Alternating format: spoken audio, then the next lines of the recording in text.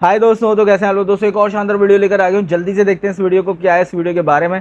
उससे पहले आप मेरे चैनल को सब्सक्राइब कर लें, बेल आइकन को प्रेस कर लें, तो वीडियो स्टार्ट करते हैं। देखिए, पाकिस्तान का जो करंट क्राइसिस है उसने दशकों से जो फाइनेंशियल मिसमैनेजमेंट हो रहा है उसके ऊपर फोकस वापस से ला दिया है। और इस मैनेजमेंट का सबसे इंपॉर्टेंट प्लेयर है पाकिस्तान आर्मी। और ये मैं इसलिए नहीं कह रहा हूं क्योंकि मैं इंडियन हूं तो बुराई करूंगा ही। आप दुनिया के किसी भी न्यूज़ आउटलेट में पाकिस्तान के बारे में पढ़िएगा, आपको पाकिस्तान आर्मी का एग्जैक्टली रोल क्या है वो आपको पता चल जाएगा। पाकिस्तान अपने डिफेंस बजट में जरूरत से ज्यादा खर्च करती है। पिछले साल का पाकिस्तान का टोटल बजट 9,502 बिलियन रुपीस का था, जिसमें से 1,523 बिलियन रुपीस खाली डिफेंस पे गया है, यानी कि टोटल बजट का 15% से भी ज्यादा। लोन का इंटरेस्ट पेमेंट करने के बाद पाकिस्तान की इकोनॉमी का सबसे बड़ा हिस्सा जो है वो डिफेंस में जाता है। पाकिस्तान आर्मी ने 1947 के बाद आधे से ज्यादा टाइम पाकिस्तान को रूल किया है और इनके पास सिक्योरिटी और फॉरेन पॉलिसी में बहुत ज्यादा पावर है। ये लोग उसको ही पीएम बनाते हैं जो इनके हिसाब से चलता है। इनके बिना पाकिस्तान में कोई भी इलेक्शन नहीं जीत सकता। इसलिए आपने एक वो कहावत जरूर सुनी होगी, बहुत ही फेमस है पाकिस्तान आर्मी के लिए, कि जंग कदे जीती नहीं और इलेक्शन कदे हारा नहीं। ये देखिए, इतने सारे मेडल इन्होंने लगा रखे हैं लेकिन उन्होंने आज तक एक भी जंग नहीं जीती। पाकिस्तान की एक ऑथर है आयशा सिद्दीका, उनकी एक किताब है मिलिट्री आईएनसी। अगर मौका आपको लगेगा तो उसको पढ़िएगा जरूर।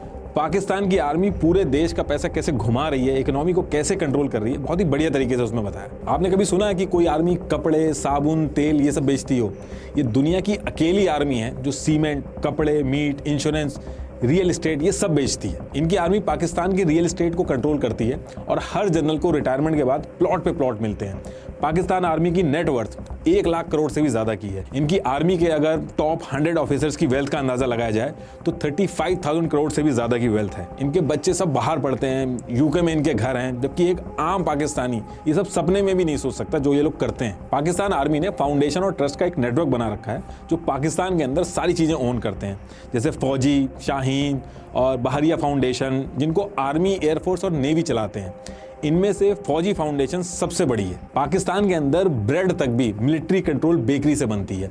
पाकिस्तान के बैंक को भी आर्मी ओन करती है और हैवी इंडस्ट्री का 1/3 और टोटल प्राइवेट एसेट का 7% हिस्सा आर्मी ओन करती है। पहले कमाते हैं और फिर लॉ में अमेंडमेंट करा के अपना फायदा करवाते हैं।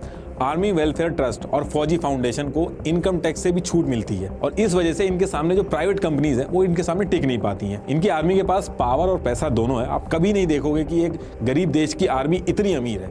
हर देश की एक आर्मी होती है, लेकिन यहाँ पे आर्मी का ही एक देश है। आप बोल सकते हो कि मैं गलत बता रहा हूँ, लेकिन आप खुद से भी एक बार चेक करिएगा कि पाकिस्तान आर्मी चीफ जो इससे पहले थे जावेद बाजवा, इनकी वाइफ की जो 2016 में वेल्थ थी वो 0 थी। जब जनरल साहब रिटायर हुए तो उनकी वाइफ की वेल्थ 220 करोड़ हो गई। उनकी वाइफ इतने टाइम में ऐसा कौन सा बिजनेस कर रही थी कि उनकी वेल्थ इतनी हो गई। और अगर पूरी बाजवा फैमिली की वेल्थ को देखा जाए तो 1270 करोड़ हो गई। ये लोग ऐसा कौन सा खजाना खोद रहे हैं जो इनकी वेल्थ इतनी ज्यादा हो गई है। सैलरी जोड़ दो आप, उसके हिसाब से इतनी वेल्थ नहीं बैठती है, लेकिन उसके बाद भी इतना पैसा आ कहां से रहा है। तो आप थोड़ा सा भी कॉमन सेंस लगाओगे तो आपको पता चल जाएगा कि कुछ तो गड़बड़ है इसमें। लेकिन ये सारी चीजें क्वेश्चन तब हो पाएंगी जब मीडिया ये सारे क्वेश्चन लेके आए। लेकिन मीडिया और सुप्रीम कोर्ट वगैरह हर जगह इनका कंट्रोल है। मल्टीपल ऑब्जर्वर्स का ये मानना है कि अगर पाकिस्तान की इकोनॉमी को ग्रो करना है तो इकोनॉमी में पाकिस्तान आर्मी का रोल जो है वो खत्म करना होगा। लेकिन इस डायरेक्शन में अगर कोई छोटा सा भी एफर्ट होता है तो उसको वहीं पे फेल कर दिया जाता है, उसको वहीं रोक दिया जाता है, क्योंकि इसकी वजह से पाकिस्तानी बिजनेसेस ग्लोबली कंपटीशन में नहीं आ पा रहे हैं और इनका जितना भी प्रॉफिट होता है वो सारा आर्मी के जनरल्स, रिटायर्ड जनरल्स को ट्रांसफर होता रहता है। पाकिस्तान आर्मी पाकिस्तान के सबसे बड़े रियल एस्टेट डेवलपर हैं। इनके पास 50 से ज्यादा हाउसिंग प्रोजेक्ट हैं, जिसमें इस्लामाबाद में 16,000 एकड़, कराची में 12,000 एकड़ की जमीन है जो इनको पाकिस्तान गवर्नमेंट से फ्री ऑफ कॉस्ट में मिली है। हायर अथॉरिटी में कोई भी हो जो भी इनके हिसाब से नहीं चलता उसको ये लात मार के निकाल देता है। पाकिस्तान के अंदर आर्मी की हेल्प से ही पीएम बनता है और जब पीएम बन जाता है तो वो आर्मी चीफ के हिसाब से ही चलता है। जनरल बाजवा ने इमरान खान को पीएम बनाया, इसके बदले में इमरान खान ने जनरल बाजवा का टेन्योर एक्सटेंड करवाया। लेकिन दिक्कत तब हुई जब जनरल बाजवा का टेन्योर खत्म हो रहा था और जनरल बाजवा अपने हिसाब से ही अपना आर्मी चीफ रखना चाहते थे। वो सैयद असीम मुनीर को अपना आर्मी चीफ बनाना चाहते थे। लेकिन इमरान खान के सामने भी दिक्कत थी। उनको ये पता था कि अगर सैयद असीम मुनीर आर्मी चीफ बनेंगे तो अगले इलेक्शन में वो उनको सपोर्ट नहीं करने वाले। इसलिए जनरल बाजवा के खिलाफ जाके इमरान खान ने जनरल फैज को आर्मी चीफ बनाने की वकालत करी। इस सब के बीच में जनरल बाजवा ने इमरान खान को हटा के शरीफ को पीएम बनवा दिया और शरीफ ने आसिम मुनीर को आर्मी चीफ बना दिया। और ये जो सारी चीजें मैं बता रहा हूँ ये अभी पिछले साल ही हुई हैं और इन सब चीजों की वजह से पॉलिटिकल इनस्टेबिलिटी आ गई है और ऊपर से 2022 में फ्लड भी आ गया था। 1/3 पाकिस्तान पूरा डूब गया था। करीब $30 बिलियन के अराउंड नुकसान हुआ था, जिसने पाकिस्तान की कमर तोड़ दी थी। पाकिस्तान में जो ब्लैकआउट्स हो रहे हैं उसके पीछे भी चाइना ही है। इन्होंने सीपैक पे जब काम रुकवा दिया था तो चाइना थोड़ा सा नाराज हो गया था और चाइना ने सीपैक प्लान में जो पावर प्लांट्स थे उनको बंद करा दिया था, क्योंकि पेमेंट का कुछ इशू हो गया था।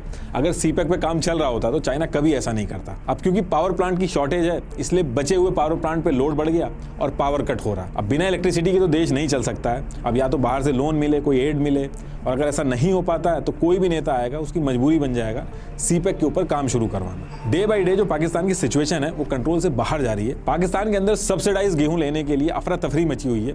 लोग लंबी लंबी लाइनें लगा के खड़े हुए हैं, गेहूं के ट्रक्स के पीछे भाग रहे हैं और इस वजह से काफ़ी जगहों पे भगदड़ मच गई है। हालात ऐसे हो गए हैं कि कई लोगों की जान तक चली गई है। पिछले साल जब रशिया और यूक्रेन की वॉर स्टार्ट हुई थी तो दुनिया भर के अंदर फूड क्राइसिस आ गया था।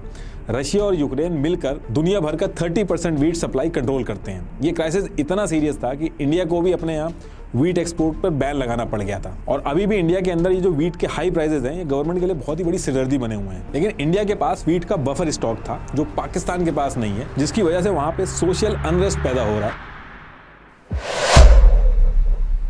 तो दोस्तों ये वीडियो थी नीतीश राजपूत की और वीडियो काफ़ी डिटेल इन्होंने बनाई हुई है। काफ़ी चीज़ें इन्होंने मैनिपुलेट की हुई हैं। मैनिपुलेट इन्होंने की हुई है या इनको जो मटेरियल मिला उससे हुई हुई हैं। जैसे कि इन्होंने बताया वीट की शॉर्टेज है पाकिस्तान के अंदर, वो तो है, पर उसके साथ साथ लोग मर रहे हैं, लाइनों में लग रहे हैं और एक दूसरे को मार रहे हैं। कितने लोग मर गए हैं, ऐसा कुछ भी नहीं है। ठीक है, हाँ ये चीज़ है कि इसकी शॉर्टेज है और लोग इसके लिए परेशान हैं। इस वजह से इसकी प्राइसेस हाई हुई हुई हैं। ये नहीं है कि मिल नहीं रहा, लाइनों में लगे हुए हैं। अच्छा, ये जो फुटेजेस इन्होंने दिखाई, ये लोग पीछे भाग रहे हैं बोरियों के आटे की और ये सारी चीज़ें एक मिस मैनेजमेंट के थ्रू हुई थी कि गवर्नमेंट ने ऐलान किया कि भाई जो गरीब लोग हैं ना, बिल्कुल गरीब तबका, उनको फ्री में आटे की बोरियां दी जाएंगी। अब उनको फ्री में आटे की बोरियां मिलने के चक्कर में वो गरीबों ने जिस जगह पे मिलना था उस जगह पे जाके लाइनें वगैरह लगाई। उसके बाद जब वहाँ पे वो शॉर्टेज होने लग गई या वो मैनेजमेंट जो थी उसने सही तरीके से मैनेज नहीं किया, लाइनें लगवाना, ये वो तरीके से डिसिप्लिन बनाना और डिलीवर करना चीज़ों को उन्होंने उस तरीके से किया ही नहीं। और वो इस चक्कर में उन्होंने हबड़ मचा दी। वहाँ पे लोग भगदड़ मच गई और लोगों ने भगदड़ के अंदर एक दो ज़ईफ़ आदमियों को कुचलना शुरू कर दिया। इसमें से एक की हालत जो ख़राब थी और वो हॉस्पिटल जाके जावर नहीं हो पाए और उनकी हलाकत हो गई। वो चीज़ बहुत ज़्यादा फिर जो ना वो हाईलाइटेड होने लग गई। उसके बाद गवर्नमेंट ने इसके ऊपर बहुत ज़्यादा सख्त किस्म का स्टांस लिया। अच्छा, ये काम गवर्नमेंट ने भी किया। एक प्राइवेट जगह पे भी लोग जो ना एक कंपनी ओनर था, उसने वहाँ पे जाके अपने वर्कर्स के लिए आटा वगैरह से फ्री में बांटना शुरू किया। तो लोग वहाँ पे भगदड़ मचाते हुए पहुँच गए और वहाँ पे भी भगदड़ मच गई इस तरीके से। तो ये थोड़े से क्लैप्स हो गए, पर इस तरीके से ये मिस मैनेजमेंट थी। ऐसा नहीं था कि पाकिस्तानी लोगों के पास पैसा नहीं है और यहाँ तो कुछ मिल ही नहीं रहा, भाई ऐसा कुछ भी नहीं है। और ब्लैकआउट्स हो रहे हैं, कहाँ ब्लैकआउट्स हो रहे हैं भाई? जिस जगह मैं रहता हूँ मेरे घर में बिजली नहीं जाती, मेरे घर में 1 मिनट की भी लोड शेडिंग नहीं होती। और आप ब्लैकआउट्स की बात कर रहे हो, जो कि ब्लैकआउट हो जाते हैं, पूरे के पूरे बंद हो जाते हैं। ऐसा पिछले से पिछले साल हुआ था, वो भी 5-7 मिनट के लिए, और इस दफ़ा हुआ था 5-10 मिनट के लिए। तो वो एक टेक्निकल ख़राबी थी। इसकी वजह ये नहीं थी कि चाइना ने वो बंद कर दिया सीपैक, और सीपैक अपनी जगह पे बिल्कुल फुल फ्लैश चल रहा है। वहाँ पे उसका काम भी बिल्कुल बेहतरीन चल रहा है और चाइना से बहुत खुश है। अभी पिछले दिनों वो लोग आए और सारी चीज़ों को इंडोर्स भी करके गए। तो ये जो मतलब अजीब सी बातें और गलत तरीके से सच को बताना और दिखाना, ये जो इसके अंदर है ना, ये मुझे समझ नहीं है कि भाई इन्होंने ये कहाँ से चीज़ें उठाई हैं। तो मैंने सोचा आप लोगों को क्लियर कर दूँ। वीडियो अच्छी लगी तो वीडियो को लाइक कर दें, चैनल को सब्सक्राइब कर दें, क्योंकि मैं ऐसे ही नॉलेज और इन्फॉर्मेशन से रिलेटेड वीडियोस बनाते रहता हूँ। मिलते हैं अगली किसी वीडियो में, तब तक के लिए बाय बाय।